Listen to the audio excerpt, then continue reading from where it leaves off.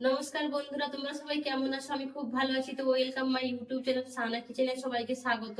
তো আমি আজকে একটা রেসিপি নিয়ে এসেছি। আজকে আমি বানাবো কদুর পকোড়া। তো কদুর পকোড়া বানানোর জন্য কি কি নিয়ে নিয়েছি একবার দেখিয়ে দেবো। মানে কদুও বলে লাউও বলে। তো তাকে আমি এরকম করে ঘষে নিয়েছি। এখানে নিয়েছি পেঁয়াজ কুচি, আর এখানে হচ্ছে লঙ্কা কুচি, আর এটা আদা রসুনকে আমি কুচিয়ে নিয়েছি। আর এটা ধনে পাতা, কেউ ধনে পাতা দিতেও পারো, নাও দিতে পারো, আমি দেবো এটা। আর এখানে দিয়েছি এখানে আটা, মানে চালের আটা, চাল গুঁড়ির আটা আছে। আর এখানে আছে বেসন। আর মধ্যে এখানে আছে লঙ্কা পাউডার, আর এটা হচ্ছে হলুদ পাউডার, এটা হচ্ছে জিরা পাউডার, আর নুন, আর তেল। তো এইটাকে আমি মশলা দিয়ে মাখিয়ে নেবো। তবে কদু যেগুলো খোসা আছে বা লাউ খোসা গুলা রয়েছে, এগুলো আমি এখানে দিয়ে দেবো। পেঁয়াজ কুচি গুলা, লঙ্কা কুচি, আর আদা রসুন কুচিটা। এতে দেবো স্বাদ মতো নুন, হলদি পাউডার, আর লঙ্কাটা আমি পরিমাণ মতন দিলাম। যারা একটু ঝাল খেতে পছন্দ করো, লঙ্কা পাউডারটা একটু বেশিও দিতে পারো। তো এটাকে ভালো করে আমি মিক্স করে নেবো এরকম করে। ধনে পাতা কুচিগুলো দিয়ে দেবো। এখানে যে বেসনটা আছে দিয়ে দেবো এতে, সব দিয়ে।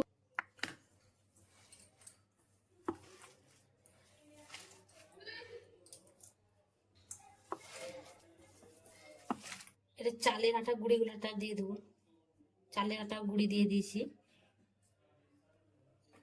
আর বেসন একটু লাগবে, আমার মনে হয় পুরোটাই লেগে যাবে।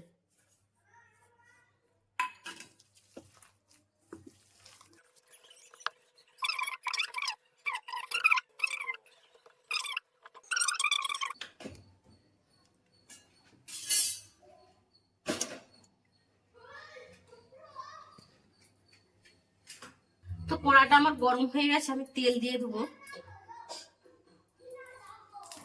আমি আবার ডুবো তেলে ভাজবো নি, হালকা করে তেল দিয়ে এরকম করে ভেজে গোল গোল পাকি নেবো। গোল গোল পাকিকে এরকম করে চাপটা করে, এরকম করে চাপটা করে নিতে হবে। চাপটা করে এরকম করে ছেড়ে দিতে হবে।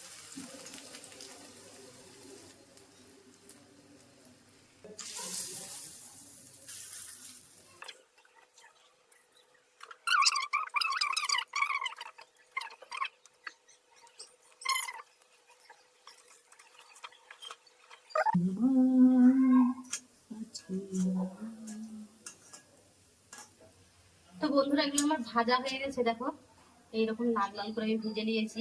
এবারে আমি প্লেটে তুলে নেবো।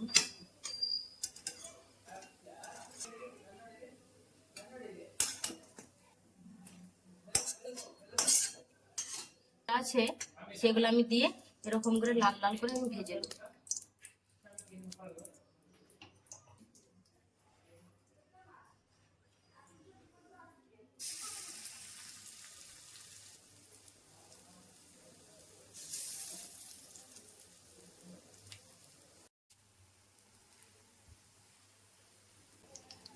আমি কিন্তু গ্যাসটাকে লো করেই রেখেছি, কারণ আমি যদি হাইয়ে করি না, এই সাইড গুলো পুড়ে যাবে, ভিতরটা হবে একটু ভালো লাগবে না খেতে।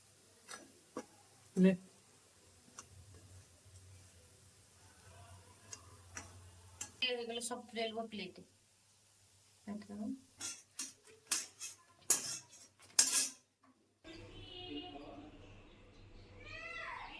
তো বন্ধুরা, আমার এটা কমপ্লিট হয়ে গেছে, গরম গরম একদম লাউয়ের পকোড়া।